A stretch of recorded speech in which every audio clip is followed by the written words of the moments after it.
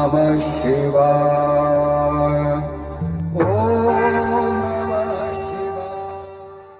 नमस्कार, बहुत बहुत स्वागत है दर्शकों। जैसे कि आपको पता है कि यदि हमको सप्तम भाव से संबंधित फलों के बारे में पता करना है तो हम राशि कुंडली का जो सप्तम भाव है उसके स्वामी की स्थिति को देखते हैं कि वो D1 चार्ट में किन भावों में बैठा हुआ है। यदि वो सप्तम भाव का स्वामी शुभ स्थिति में है, शुभ भाव में बैठा है, तब हम ये कह सकते हैं कि वैवाहिक जीवन ठीक रहेगा। लेकिन यदि वो सप्तम भाव का स्वामी अशुभ भाव में बैठा है या पाप प्रभाव में पीड़ित है, अशुभ भावों में जैसे छठे भाव, आठवें या 12वें भाव में बैठा है, तो वहाँ पर देखने में ये प्रतीत होता है कि वैवाहिक जीवन ठीक नहीं रहेगा। लेकिन यहाँ पर हमको नवमांश कुंडली को देखना चाहिए कि वहाँ पर D1 चार्ट का सप्तम भाव का जो स्वामी है वो किस स्थिति में है, किन भावों में बैठा हुआ है D9 चार्ट में। तो इसी क्रम में आज हम बात करेंगे कि यदि D1 चार्ट का जो सप्तम भाव का स्वामी है वो नवमांश कुंडली के सप्तम भाव में ही बैठा है तो किस प्रकार के फल देगा। अब यहाँ पर सप्तम भाव जो है वो चूँकि दाम्पत्य जीवन से ही संबंध रखता है, वैवाहिक जीवन का भाव है, तो यदि राशि कुंडली के सप्तम भाव का स्वामी D9 चार्ट के नवमांश कुंडली के सप्तम भाव में बैठा हो तो ये शुभ स्थिति होती है। यहाँ पर पति पत्नी एक दूसरे के प्रति काफ़ी कमिटेड होंगे, काफ़ी डिवोटेड होंगे और रिलेशनशिप को काफ़ी महत्व देने वाले होंगे कि दूसरे को इतना अधिक महत्व नहीं देंगे जितना कि वो अपनी रिलेशनशिप को महत्व देंगे। अपनी रिलेशनशिप को मजबूत बनाने के उपाय करेंगे। वो ये कोशिश करेंगे कि किस प्रकार जो उनकी रिलेशनशिप है वो अच्छी बनी रहे, उसमें खुशहाली रहे। तो ये शुभ स्थिति होती है। तो यहाँ पर ये देखा गया है कि जो भी आपका स्पाउस होगा वो काफ़ी सोशल होगा, दूसरों के प्रति जो उसका व्यवहार रहेगा वो काफ़ी बढ़िया रहेगा। तो ये शुभ स्थिति होती है। ऐसा स्पाउस जो है वो बिजनेस से भी रिलेट कर सकता है, बिजनेसमैन भी हो सकता है। अब यहाँ पर ये देखने की ज़रूरत है कि जो राशि कुंडली का सप्तम भाव का स्वामी है वो नवमांश कुंडली के सप्तम भाव में किस राशि में बैठा है। यदि वो अपनी मित्र राशि में बैठा है या अपनी खुद की राशि में बैठा है या उच्च की राशि में बैठा है तब ये शुभ स्थिति है। वहाँ हम ये कह सकते हैं कि जो पति पत्नी हैं वो एक दूसरे के लिए काफ़ी अधिक डिवोटेड होंगे। लेकिन यदि नवमांश कुंडली के सप्तम भाव में अपनी शत्रु राशि में बैठ जाए या नीच का होकर बैठ जाए तो वहाँ पर अशुभ फल की भी प्राप्ति संभव है। अब यहाँ पर विभिन्न ग्रह जो राशि कुंडली के सप्तम भाव के स्वामी बनते हैं वो नवमांश कुंडली के सप्तम भाव में बैठकर अलग अलग फल प्रदान करेंगे। अब सूर्य यदि राशि कुंडली के सप्तम भाव का स्वामी है और D9 चार्ट के सप्तम भाव में बैठा है तो ये काफ़ी श्रेष्ठ स्थिति है। सूर्य यहाँ पर यदि शुभ स्थिति में है, मित्र राशि में बैठा है या उच्च का होकर बैठा है या अपनी राशि में बैठा है तो काफ़ी श्रेष्ठ फल प्रदान करेगा। यहाँ पर जो जीवन साथी है वो किसी राजनीतिक क्षेत्र से संबंध रख सकता है या किसी गवर्नमेंट सेवा में हो सकता है, सरकारी नौकरी में अफसर हो सकता है। सूर्य यदि बलवान है तो ऐसा जीवन साथी काफ़ी प्रतापी होगा, उसका काफ़ी यश होगा और वो अपने वैवाहिक जीवन के लिए काफ़ी कमिटेड होगा, अपनी रिलेशनशिप को मजबूत बनाने के लिए काफ़ी काम करेगा।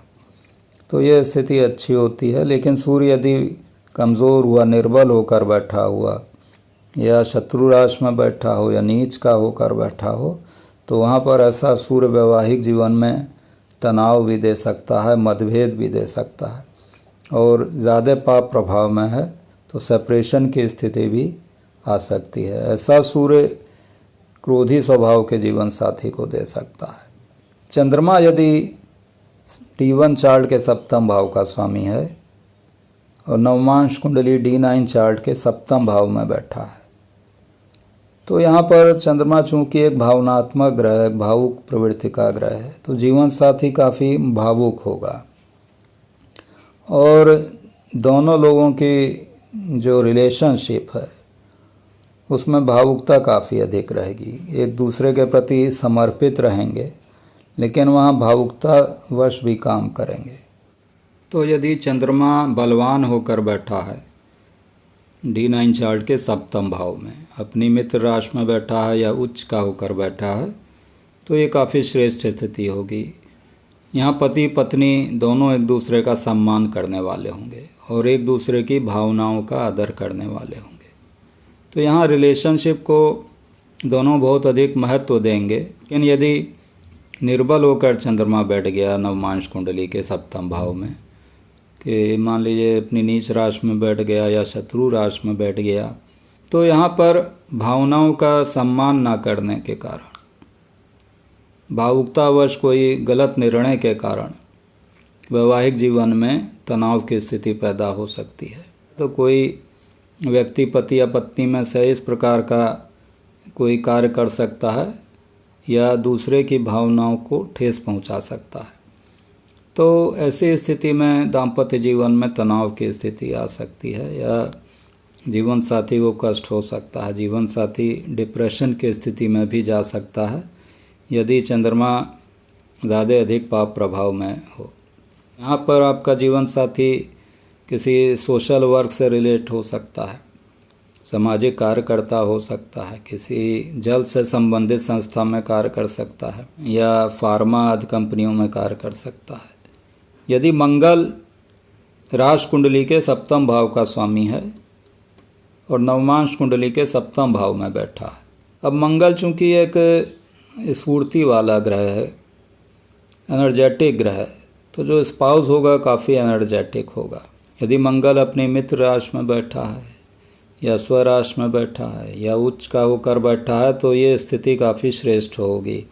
वहाँ पर जीवन साथी काफ़ी धैर्यवान पराक्रमशाली होगा और काफ़ी स्फूर्ति से भरा होगा। ऐसा जीवन साथी अपनी रिलेशनशिप को लेकर काफ़ी कमिटेड होगा और वहाँ पर अपनी रिलेशनशिप को मजबूत बनाने के लिए काफ़ी अधिक काम करेगा। डे टू डे की जो परेशानियां हैं उनको काफ़ी धैर्यपूर्वक वो सॉल्व करने वाला होगा। लेकिन यदि मंगल निर्बल होकर बैठा हो या अपनी शत्रु राशि में बैठ जाए, नीच का होकर बैठ जाए या पाप ग्रहों के साथ में बैठ जाए, तो वहाँ पर ऐसा मंगल वैवाहिक जीवन में काफ़ी उथल पुथल भी मचा सकता है। एक दूसरे में तनाव की स्थिति होगी।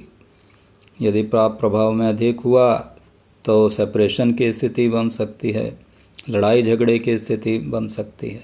यदि मंगल शुभ स्थिति में है तो वहाँ पर वैवाहिक जीवन सुखी रहेगा। ऐसा जीवन साथी मिलिट्री में हो सकता है, डिफेंस के फील्ड में कार्य कर सकता है, पुलिस के क्षेत्र में कार्य कर सकता है या सर्जन हो सकता है, स्पोर्ट के फील्ड में कार्य करने वाला हो। यदि बुध राशि कुंडली के D1 चार्ट के सप्तम भाव का स्वामी है और नवमांश कुंडली के सप्तम भाव में बैठा है, तो बुध चूँकि कम्युनिकेशन वाला ग्रह है, तो यहाँ पर जीवन साथी जो होगा काफ़ी कम्युनिकेटिव होगा, बातचीत करने वाला होगा, जॉली प्रकृति का होगा या ये कह सकते हैं कि विनोद प्रिय स्वभाव का होगा। तो बुध यदि बलवान है, उच्च का होकर बैठा है या मित्र राशि में बैठा है, तो श्रेष्ठ स्थिति होगी। वहाँ पर जीवन साथी काफ़ी बुद्धिमान होगा, बातचीत करने वाला होगा, कम्युनिकेशन स्किल उसकी काफ़ी अच्छी होगी।